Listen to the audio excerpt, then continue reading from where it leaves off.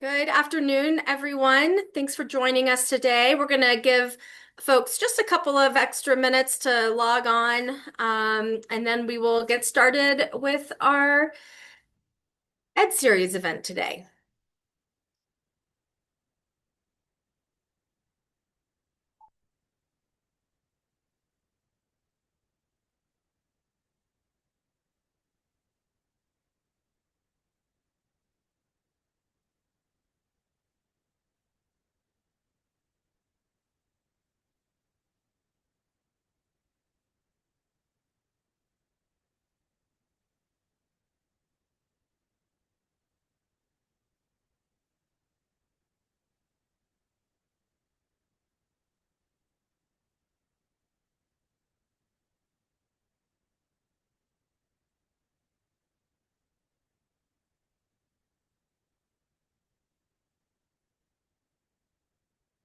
Good afternoon, everybody. Thanks for joining us. We're going to give folks just one more minute to get logged in to the webinar today, and then we will get started. But we appreciate everyone joining us this afternoon.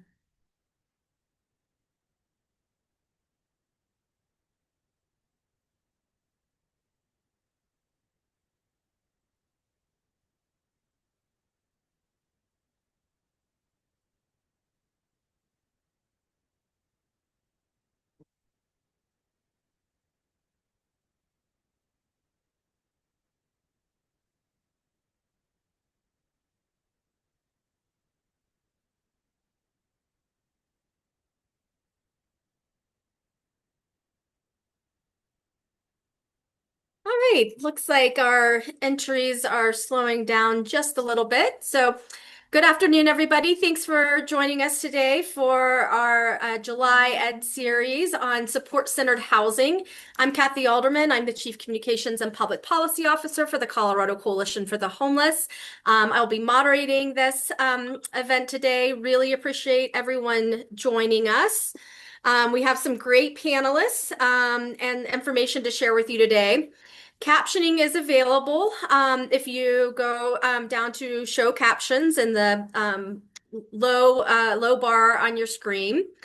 We're going to do a short presentation from our policy fellow, Andrew West, and then that will be followed by a panel discussion, including question and answer with our four panelists, who I'll introduce after Andrew's presentation. Everyone's cameras and microphones will be off for this. So if you do have questions or want to make comments throughout, please use the chat function or the Q&A. And we also really encourage folks, if you're interested, to share things that you're hearing that are of interest on social media, or just doing a shout out that you appreciate the content that we're providing today.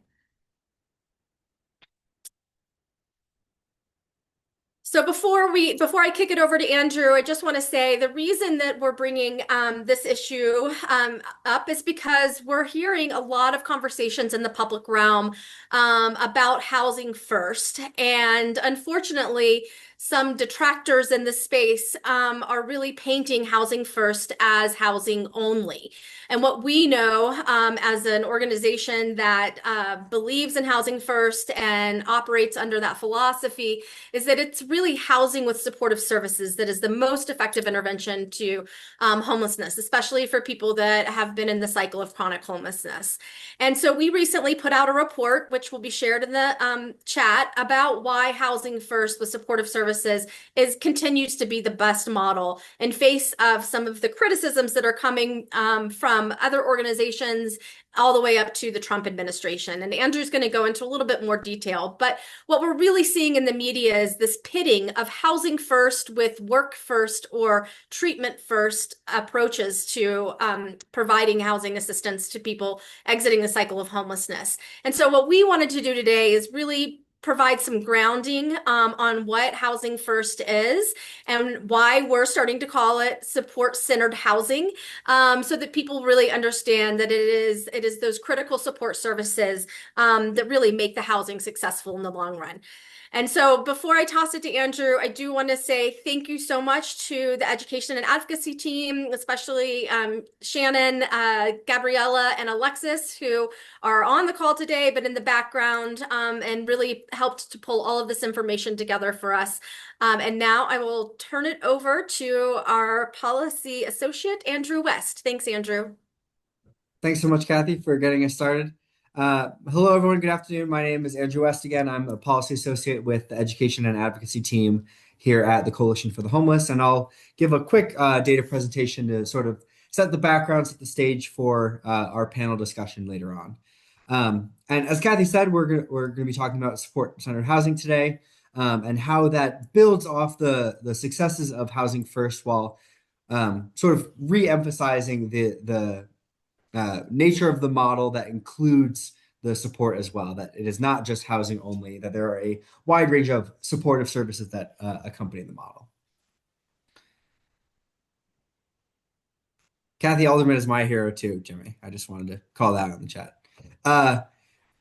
So it includes a wide range of supportive wraparound services. So that can include things like case management, making sure that people have access to support as they navigate different services, access to primary care, mental health support, behavioral health care, recovery services for people with substance use issues, employment and income supports, community resources, outreach, housing transition services, family support services. There's really a wide range of different types of wraparound services that are available to individuals in this model. And again, recognizing that there's not a one size fits all approach, that some folks might do better with, housing as the main resource that is offered and require some services to transition into housing. But those might be the main resources. Then you might have others who need a wider range of wraparound services. It really just depends on the individual. And that's some of the one of the strongest points of this model is that it grants that flexibility and allows individuals to manage their different conditions and offer that flexibility. I also wanted to highlight a couple values behind the support-centered housing model, recognizing first and foremost that the most acute need of individuals who are experiencing homelessness is housing. That is the primary need. And again, it's not a one-size-fits-all approach. There might be a lot of different things that an individual is going through, but recognizing that the common factor is a lack of housing. And that other complicating and contributing factors to homelessness are best managed when people are housed. So that's why at the Coalition, we always say that housing is healthcare, because a lot of these conditions and other healthcare issues are best treated through housing. And again, that dignity and autonomy are central to one's success, that people have to be involved in their own success, and that forced treatment is never going to be a successful option. So we'll get into a bit of the national evidence. We'll also focus on Colorado here, but I want to paint a bit of a background on a really wide, robust body of evidence over decades that has provided support. A lot of this has looked at specifically Housing First programs and has shown that they are really the most effective model, especially when compared to other strategies that emphasize work or treatment first, or other punitive requirements to getting into programs. One of the earliest studies done was this Pathways to Housing model. And this is a study that examined the effectiveness of a Pathways to Housing program, supportive housing program, over 5 years in the late 90s. And unlike most housing programs that offered services in a step-by-step continuum at the time, this is one that provided immediate access to scattered site apartments for individuals with disabilities who were experiencing homelessness and living on the street. So at the time, this was really a more of an innovative model, and it found that 88% of residents remained housed after 5 years versus 47% in the sort of business as usual program of the time. When the analysis also controlled for the effects of different client characteristics, it found that this did much better than the comparison group, even for a wide range of different experiences among program participants. I'll also highlight that this approach has really been at the core of efforts to reduce and eliminate homelessness among veterans. And as a result of these sort of housing first models, homelessness among veterans has been cut in half over the last decade. And in many areas, it has been functionally eliminated, meaning that the rate that people enter the homelessness cycle is the same as exit. So people who are newly becoming homeless are able to be rehoused pretty quickly. And again, we know that this model has been very effective because we've seen it. We've seen that when we invest in populations like veterans, we've been able to make really significant large reductions. And it's just a matter of scaling to other populations experiencing homelessness. Some of the research more local to Denver is Denver's Social Impact Bond. This is a 2016 program that provided housing and supportive services to 363 unhoused individuals, all of which were frequent users of the city's emergency services. So ambulances, that can be detox services that are all very, one, expensive and very are often used to manage very acute conditions that could be better managed in other ways. They found that participants in the program spent significantly more time in housing compared to the control group, spent less time on the streets, and 86, 81, and 77% were housed after 1, 2, and 3 years, respectively. So there was a high level of retainment in the program. And in addition to keeping people housed, the program also saw great reductions in shelter stays, police interactions, and other outcomes. Participants in the program were also 4 times more likely to access housing than the control group in the program. And we'll hear a bit more about this social impact bond from some of our panelists later on. Next slide, please. A bit more data from that SIB program with the social impact bond. Again, reductions in a wide range of negative outcomes, including shelter stays, police interactions, use of those emergency services that were sort of the reason that program participants were targeted for this intervention. There was also greatly increased access to outpatient medical care, people accessing prescription medications, and overall preventative care. And not only was this, an effective intervention to keeping people housed and increasing access to care, it's also cost effective. They found through this program that about roughly half the total per person cost was offset by reductions in other expenses. So there were, look at programs like jail, ambulance, and emergency department costs that are very expensive. And by reducing the use of those, they're able to actually save a lot of costs. Next slide, please. So building off some of the successes of that social impact bond in 2016, there was a housing to health, or the SIPRA program, as we call it as an acronym for the Social Impact Partnership Pay for Results Act. And this is a 7-year supportive housing program for people who are experiencing chronic homelessness that seeks to reduce criminal legal interaction and emergency healthcare use. So again, we saw that from the SIB program, we can decrease police interaction and reduce emergency healthcare use while improving primary care and early access results. It's early to tell. There's still a few years left in the program, but the early results have been promising. They found that most participants remain housed 2 years into the initiative, and we are optimistic that the program will demonstrate further positive findings. Next slide, please. So that's some of the evidence underpinning the model and showing why support-centered housing has been really effective. Now I'll give a bit more of the context that Kathy mentioned earlier around pushback against this model and other approaches that really seek to criminalize homelessness, impose punitive work requirements, and prevent the development of affordable housing. So oftentimes these are called treatment first and work first programs, and they really prescribe a one-size-fits-all approach to accessing these programs that impose pretty high barriers. So requiring that people maintain stable employment and demonstrate their employment before they're able to access housing, or sobriety requirements are often required for some of these programs as well. And we know from the wide body of research that criminalization and these requirements can be counterproductive, um, and can make it much more difficult for people to exit the cycle of homelessness in the first place. Um, it's worth mentioning as well that this approach has been tried in the early 1990s. I mentioned some earlier studies from the national level, but Housing First really evolved as a result of this failed approach. They found that criminalization and requiring people to access programs with high barriers was less effective than providing housing with other wraparound supportive services. So the Housing First model and support-centered housing sort of came from failures in this approach that we see coming back today.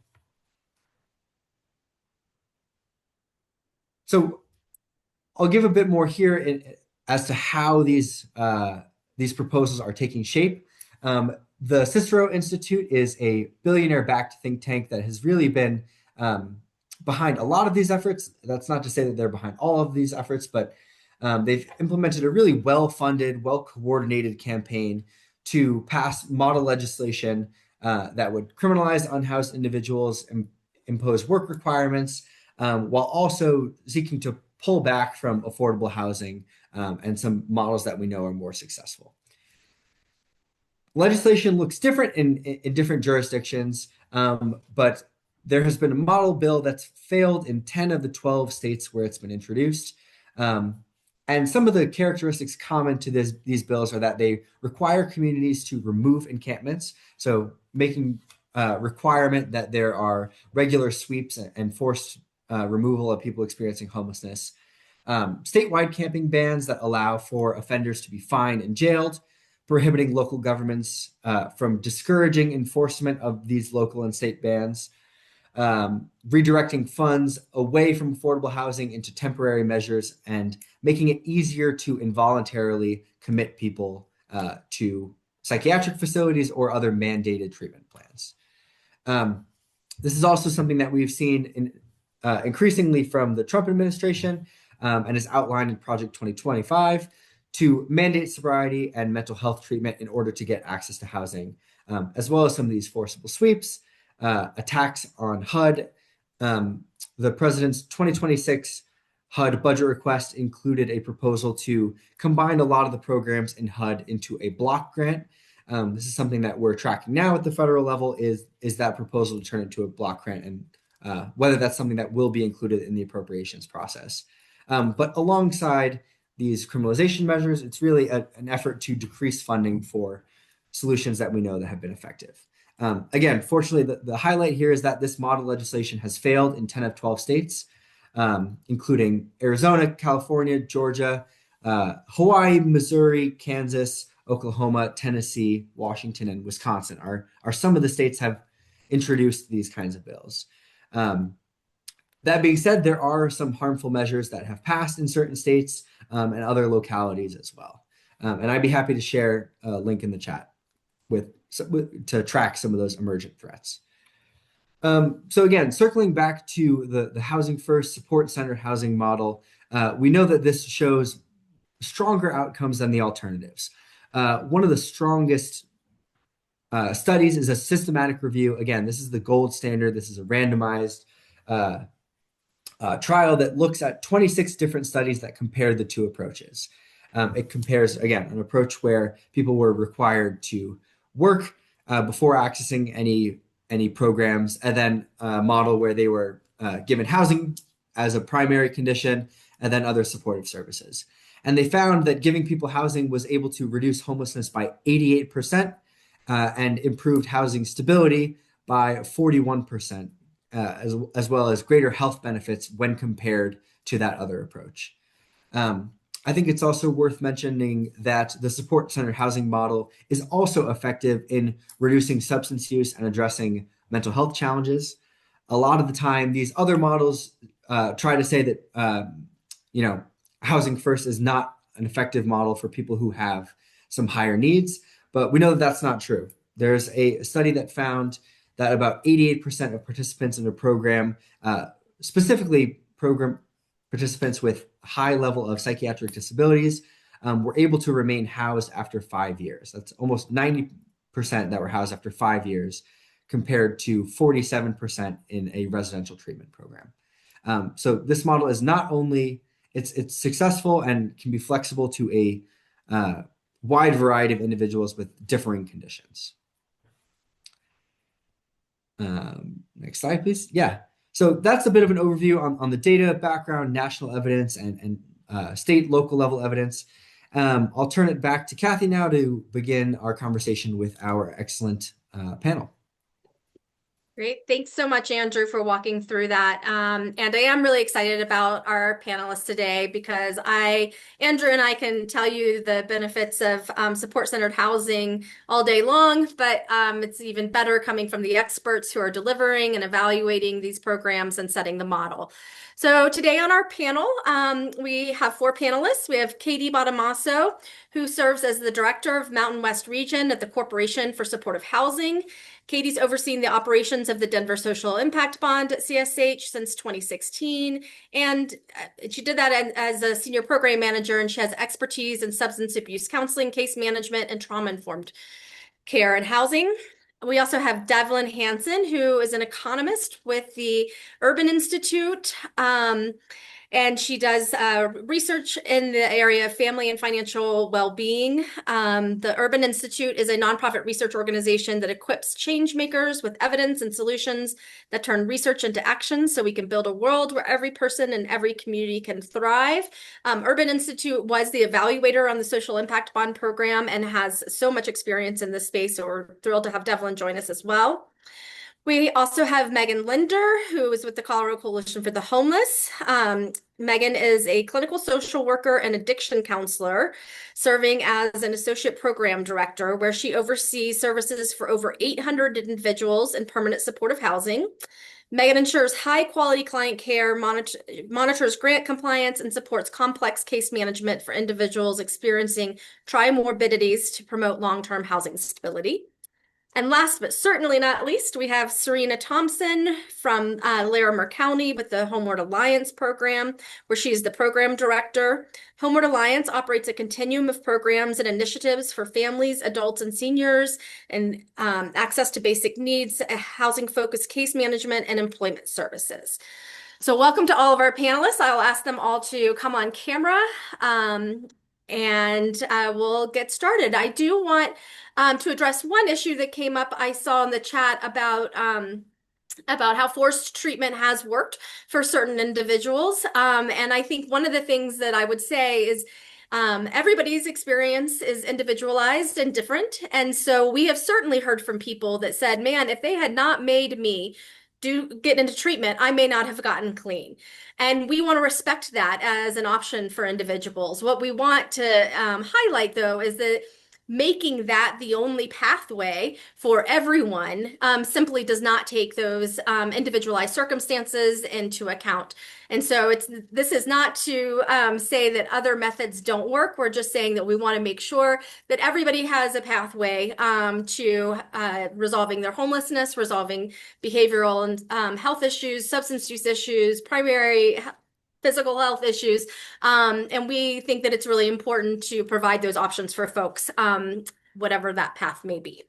So to all of the panelists, now that you've heard the presentation and heard me ramble on a little bit, is there anything that has surprised you? And is there anything that you think we missed in setting up this presentation today? And I'll start with Katie. Something I was thinking about when you were walking through all of the data is, we have this 30-year evidence base behind support-centered housing. We know it works for people. We know that it has great benefits for communities. And something that's interesting to me that sticks out is that it's still something that's relatively difficult to fund. And so we see supportive housing providers across the state that really the responsibility falls on them to put the service packages together. They're there are state resources for things like tenancy support services. There's new opportunities through our state Medicaid system for things like tenancy support services, but that never covers the full package of services that we really need to do the comprehensive set of services that are needed for folks. And so it just got me thinking about, in this time with the changing federal landscape and funding changing anyways, with an intervention that's already something that's difficult to fund, that we're really going to have to come together as providers and advocate for state and local resources to be put towards these interventions that we know really have the data behind them and show really positive results. Thanks, Katie. Those are great points about how this model has been implemented in different ways, and how gaining access to state support, state resources is going to be critical to moving it forward for people and communities. Devlin, was there anything about the presentation that surprised you, or did you think that there was anything missing that you wanted to highlight for folks? No, I thought the presentation really covered a lot of the important points. And I appreciated Katie's comments on it as well. Thanks, Evelyn. And Megan, what about you? Something that I wanted to add, of just kind of the spirit of some individuals who feel treatment first is superior to housing first. And I think one thing that doesn't take into consideration is the inequity involved in that. We know that minority groups have systematic struggles with getting access to treatment, staying in treatment, and perhaps being exited treatment related to issues related to racism or language barriers, cultural stigma, lack of insurance. And I also was just kind of tracking in the chat, and having come from the criminal justice world myself, I've seen a variety of different treatment approaches, and I find that housing first, the core value, that housing is a human right, and it's not a reward for compliance, that we are all deserving of housing. And one thing that stood out to me that I hadn't heard before was kind of pivoting from that housing first language to support-centered housing. And I really like that language term, because ultimately we are providing treatment, and we're ensuring that it's a flexible service delivery model so that we can support people getting into treatment, whether that is court ordered. We support all of those, but we first must be housed. Those are great points. And yeah, I will say kudos to the team. We went through a lot of language challenges trying to come up with a better term to describe housing first, so that, again, we didn't get into that conversation where people hear housing first and they think it's just about housing and not really about the supportive services, which we know are so critical. And Serena, what about your comments in terms of the information we presented and/or what we might have missed? I wouldn't say you missed anything. What I would like to emphasize is, as you said, housing is healthcare. And we do have to acknowledge that our healthcare system is broken in this country. It's not accessible to all. It's not affordable to all.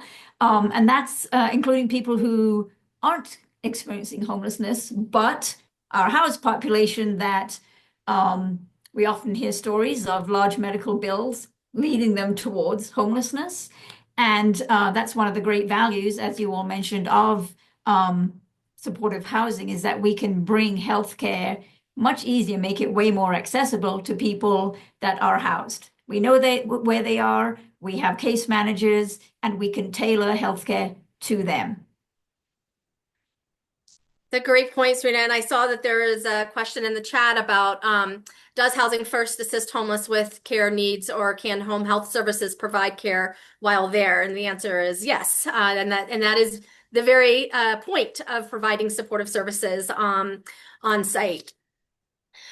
Katie, everybody on the call here is working specifically in Colorado, but CSH is national.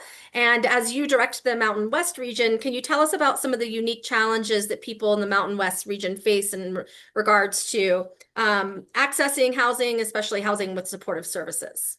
Yeah.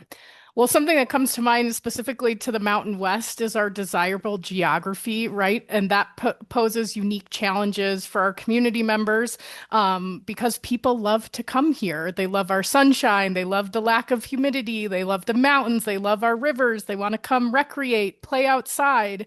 And, that leads to many people having second homes in many of our communities. It also leads to economies that are largely service sector and sometimes lower paying jobs. And so we really see that impact on the overall affordability higher. I think, in the states that I serve specifically, so, every national organization has a different Mountain West region, but mine includes Colorado, Montana, Idaho, and Wyoming.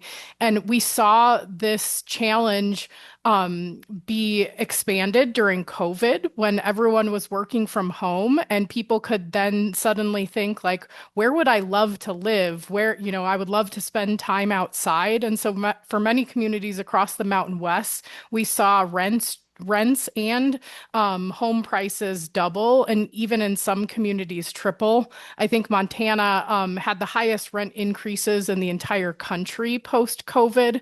And so we saw some of these problems worsen. And following COVID, these increases in rents and home prices really have made our housing vouchers more difficult to utilize in some communities. Oftentimes these vouchers are limited by fair market rent set by HUD. And so it's made our programs a little bit more difficult to implement because rents are higher.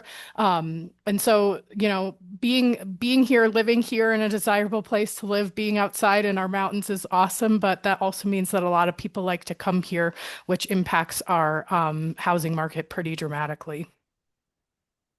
Yeah, those are all great points. We talk a lot about the housing markets in the West and how high cost they have become, and how just out of reach, even in a state like Colorado that has pretty generous wages, double the federal minimum wage. It's still really difficult for folks to afford housing, and the state itself hasn't done enough to invest in that deeply affordable housing, which we know is critical for lower income households and those trying to exit the cycle of homelessness. Devlin, I wonder, now that we're kind of in past the social impact bond, but into our CIPRA evaluation, if Urban Institute has done any reflection on whether we missed anything in the social impact bond that we should have evaluated, but maybe didn't know up front that we should have evaluated that. We got a lot of data as a part of the SIB. We had wonderful partners in the city and in the state of Colorado. There's always, more things that you can look at. But I think we really focused on, the primary things that we wanted to look at, which was criminal justice involvement, housing stability, homeless services utilization, and health services utilization, which I think are the kind of key outcomes. And we'll be focusing on similar outcomes in the housing to homelessness initiative. I do think, one of the things that we would love to be able to do and are doing a little bit with the housing to health is to understand more about the participants' perspective, because all we have collected so far in the SIB was administrative data. And so you don't get things like, how do you feel about your health? How do you feel about your mental health? How do you enjoy your housing? How do you feel about your neighborhood? And so, we're trying to get a little bit of that from the housing to health survey that we're conducting. But I think that's one of the things that was really missing from the evaluation, is that we were only able to look at administrative data. No, that's a really great point. I mean, I know that when, we launched SIB and through the process, we were very hyper focused on demonstrating those cost savings to the system, right? Because we are trying to make the case that housing with supportive services is far more economically beneficial to individuals and communities because it saves money than leaving somebody outside to cycle through emergency services. But I think this personal evaluation is also going to be really critical, which leads me to my next question for Megan, who did work both on the Social Impact Bond Program, or SIB, and the Home to Health CIPRA program. And I'm just wondering, Megan, just from your personal perspective, what do you see as some of the differences in the two programs? Absolutely. Both SIB and CIPRA are very similar in the sense that in order to be randomized into those randomized control trial projects, you had to have had 8 arrests or police contacts within the 3 years leading up to randomization, as well as be experiencing chronic homelessness. For CIPRA, we added the additional component that you must have also had 2 emergency room visits within the year prior to randomization at Denver Health Hospital. And some of the kind of profound differences were that we didn't anticipate that just those 2 ED visits would then really lead to a population that had profound medical complications, more so than the SIB population. And we did anticipate somewhat, so we did change up the model to have 2 nurses versus 1 that we had on the SIB. We have 2 full-time nurses on the CIPRA program to work or to serve all 105 individuals, which has been very helpful. But other things that have been different, and I believe this might go to the period of the pandemic, and that all of our mental health were impacted negatively, and even more so for those with serious and persistent mental illness. But what we have found is that, for example, the CIPRA population, 93% have a substance use disorder, whereas the SIB population, 70% had a substance use disorder.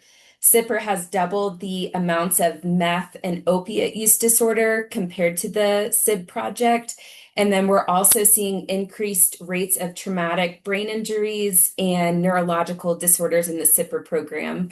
And so we've been working hard to be responsive to that new data and information to really improve services. So for example, once we learned that 42% of CIPRA are survivors of brain injuries, the team has since worked with the Colorado Brain Injury Alliance, gotten more training, and now we incorporate the skills that we learned to better serve individuals with TBIs in that program. That's great. And I'll just say one thing I really love about the work that we get to do at the Colorado Coalition for the Homeless is that we're really an evolving organization, and we shift and change the kinds of services that we make available based on the population we're serving. And again, I think it harkens back to what Andrew was talking about, is we just really recognize the inherent dignity of every individual, and that every individual is going to be on a different kind of pathway to recovery from whatever they're recovering from. And so we do a lot of evaluation and modifications of our programs, and I think that's really beneficial, and it makes it more interesting.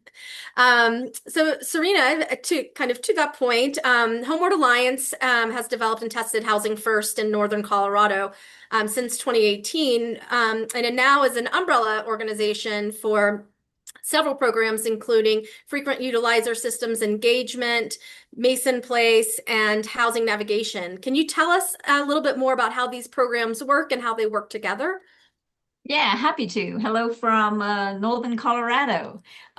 When we were founded in 2008, our primary mission was handing out survival gear for those who were living on the streets. And we quickly realized, though that has a very important function of helping someone stay alive and bear the elements, that doesn't really help them on their path towards housing. So we've slowly grown over the last 15 years to have that umbrella of services. So, for example, someone who's newly homeless might benefit from a conversation about family and friends who might actually be willing to take them in and house them. And so we can help facilitate that and pay for that also.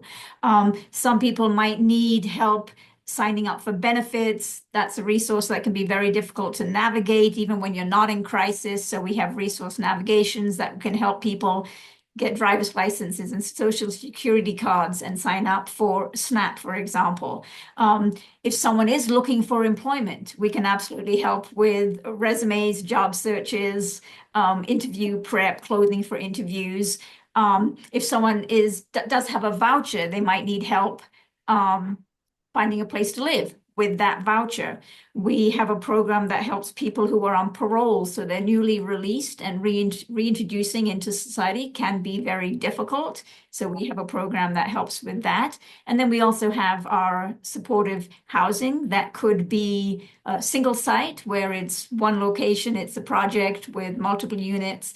Everyone there is a resident with a disability, and has case management supporting them. Or it could be what we call a scattered site. Somebody has a voucher, but they're living in the community, but we still can provide case management for them. So to everyone's point about individualized needs, what our umbrella is trying to cover is as many of those different scenarios that all lead someone with the end result of a stable housing.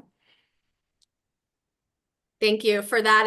And since we're talking about individualized needs, I saw that a question that's come up both in the chat and Q&A is, this is particularly difficult finding resources for people who cannot perform their activities of daily living or ADLs. And so Megan and Serena, I'm wondering how have your programs helped connect those individuals with particular services or manage those particular situations? Absolutely. I would say it's one of the most complex and challenging just kind of experiences that we have. But we serve anyone that's been randomized into CIPRA, regardless of whether they are appropriate for independent housing, meaning just this criteria that they cannot safely live independently. Then we work with them side by side to get them and navigate through a lot of different systems. So just thinking of recent cases, it involved oftentimes consultation with several different systems. So the hospital could be adult protection services, Colorado Access, understanding what is available through their insurance, as well as participating in, there's complex case consultations that the Denver's Housing Stability Department oversees. And so a lot of times when you go into those spaces, it's people from a variety of different systems, and we really have to work together to help someone to thrive and get access to a safe placement. Thanks, Megan. Anything different in Northern Colorado, Serena? Yeah, I would say that as I said, the people that we are working with in supportive housing, if we do determine that they have a longer term need that would be that, for example, they need the assistance with daily living chores, we will connect them with an organization that can help them through the process to have a long-term disability, and that's a waiver that can provide in-home help for exactly those activities. Again, it's a process mired in paperwork, and that is something that we or our partner organizations can help with, but that would be the goal. That is the goal of providing that, because there are some people who do need long-term assistance with those basic skills. Yes, thank you for that. And I know that the ADL issue is a big issue for folks that are living in shelter, and there's a lot of gaps in the system in terms of making sure that those folks can get those community-based or home health services. But it's much more difficult when someone is living on the streets or living in shelter, and obviously much better and more stabilizing when somebody is in housing. So we talked a little bit about some of these other models, the treatment first and the work first. And we know that while they can be the right pathway for some individuals, as a system, it doesn't really take into account those individualized circumstances. How would you all suggest that we kind of continue this conversation in the public realm where we're trying to convince people to support and fund the model that has been the most effective? Absolutely. Having been a part of, so with SIB and CIPRA, there's been hundreds and hundreds and hundreds of people randomized to the program that we then do street outreach and engage with them on the street. And so this is a program that people did not sign up for. They didn't go out and ask for specific housing and services through our program. But what we have found, I would say almost 10 times out of 10, but I could probably count on my hand out of the hundreds and hundreds of people where someone said that they weren't interested in housing during that engagement. But what we have found is that we maintain stubborn persistence and we continue to outreach folks that initially said they weren't interested, because ultimately what's most often at the root, what we have found from our experience, is that there is mental illness symptoms or something related to substance use and paranoia or trust challenges from trauma, that they don't believe that we are offering housing and that it's real, and that there's fear too, that if I'm gifted housing, that means that I could lose something really important. And so we stay persistent with folks that have said they weren't interested initially, and more often than not, they do want housing. But I would say about 99.5% of the people, I don't have that precisely, but just anecdotally, absolutely want housing. They absolutely want services.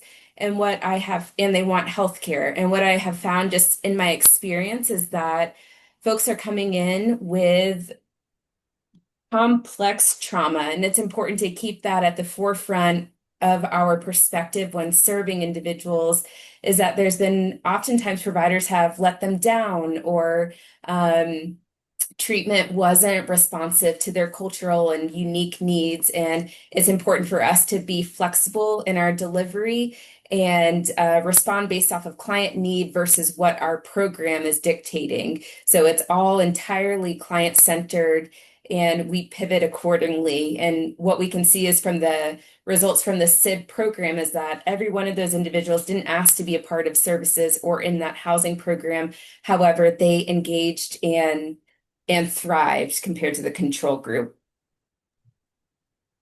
And absolutely, that's what I would say too. When I have had the honor of a conversation with people who have different beliefs, I often hear that their beliefs are coming from valid personal experience with someone they knew who was experiencing homelessness.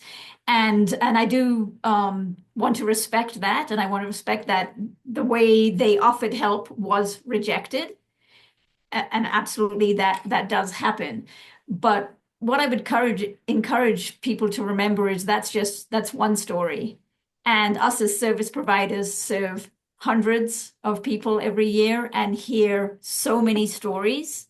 And what we've learned is the offer for help is different for everyone. Everyone's need is different, and it does need to be personalized. And often the type of help that was offered was not what the person needed at the time.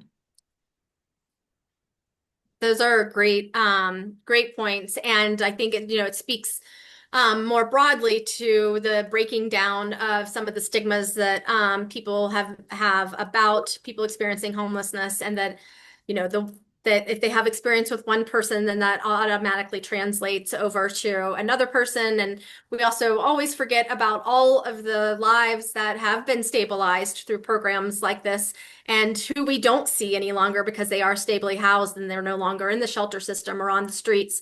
And we don't always celebrate those as much as we respond to what we see on a day-to-day basis.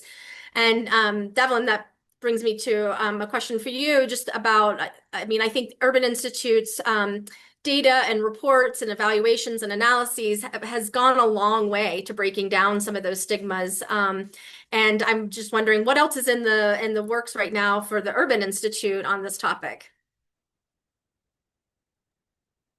Yeah, well, obviously we have the Housing to Health project that is currently in progress. Um, and I'm not sure what other projects might be going on, just because urban is very large.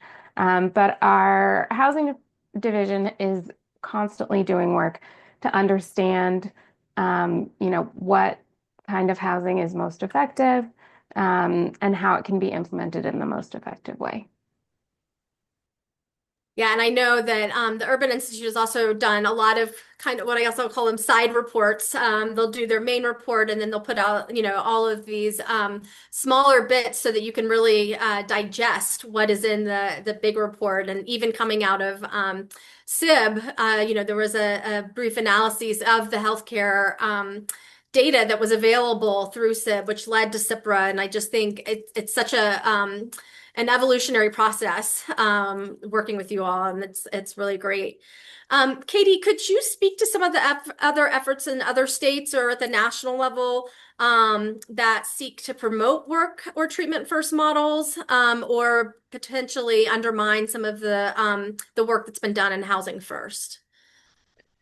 When I looked at this question, the first thing that it got me thinking about was the transitional housing. So, transitional housing really was in favor in the 80s and 90s, and it had some of these treatment first and work first requirements built into them, in addition to limitations and how long people could stay in the program. And as those programs were evaluated, the data just didn't bear out that that was something that worked. And so, I think what we've learned over time is that people don't heal in a fixed time frame, and that we all have a different path to recovery, to wellness, to employment, to all of these things, and to have to do those things in 24 months, or to begin working before you address your mental health, just really doesn't work. And so after the evidence was looked at, this concept of transitional housing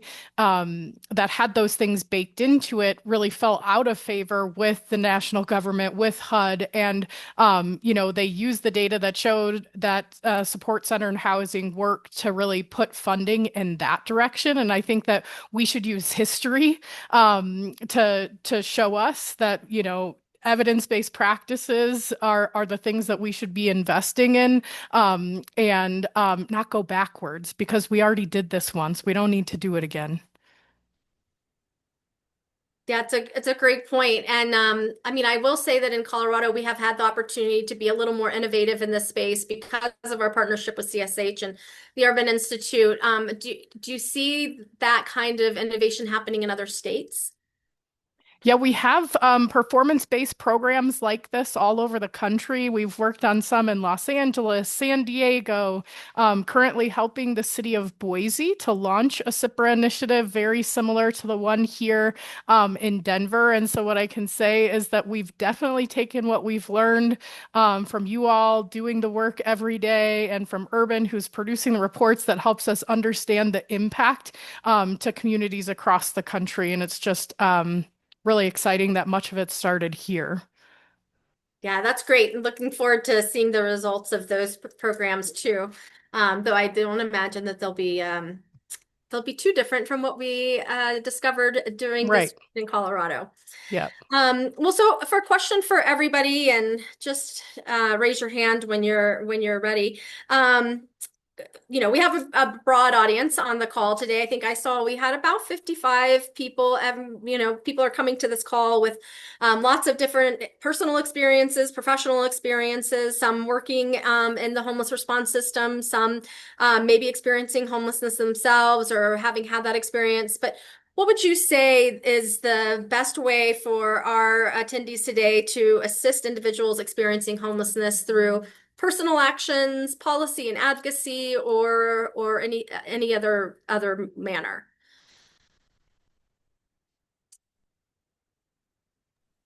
One thing that comes to mind for me first would be to just advocate and support for any efforts to build more affordable housing.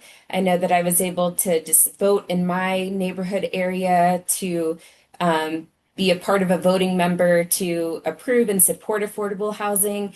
And I also went to neighborhood meetings and just kind of challenge some of the folks that had misinformation or had fears about what affordable housing would mean for their neighborhood. And so I would say being vocal and advocating for what the facts show, and that affordable housing, support-centered housing is cost effective, and it's much more cost effective than it is to continue to support cycling folks in and out of the jail system. Anyone else have some thoughts? Serena? I think there are many ways people can support our efforts, and the efforts of all the people, all the lives, all the people we serve. It sort of depends on where their interest lies. It could be educational. It could be to learn more by attending sessions like this. It could be as Megan said, getting involved in the community and learning what efforts are happening to build more affordable housing. And that could even be at the city level, municipal or county level. We really need land use code changes to be able to build. So maybe that is someone's point of passion. Even volunteering at any of the service providers' locations is an amazing way to both learn and help with programs that that are proven to work. Katie or Devlin, anything to add? My list includes all the things that were already said, but vote for people that support fully funding safety net programs. Like we need Medicaid, we need food stamps, we need affordable housing, and we need to reach out to our members of Congress and tell them that we are fearful about losing these programs and the impacts it's going to have on our community.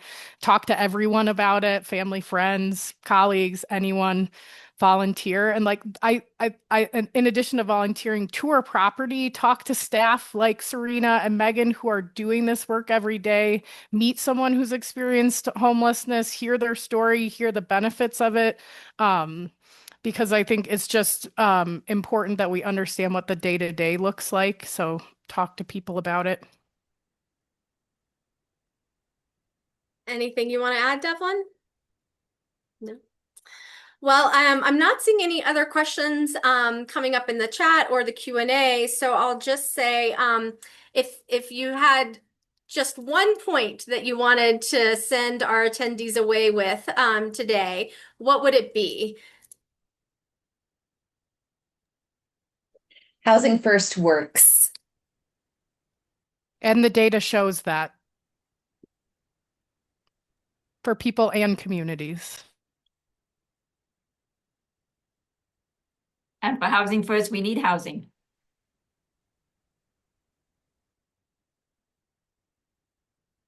All right.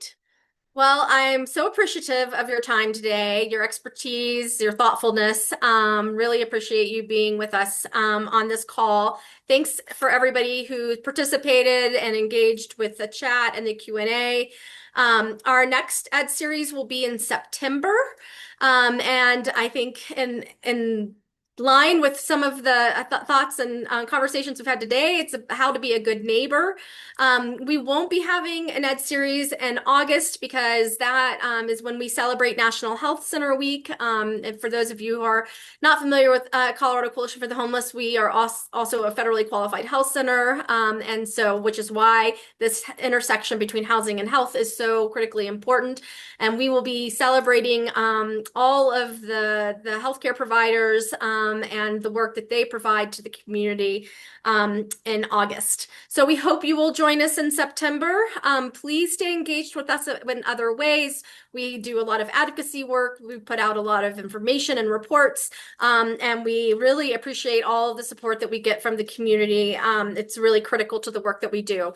So thank you for joining today. I hope you have a wonderful Wednesday afternoon. Thanks again to our panelists for joining us. Thanks again to the team for pulling all this together. And we'll see you next time.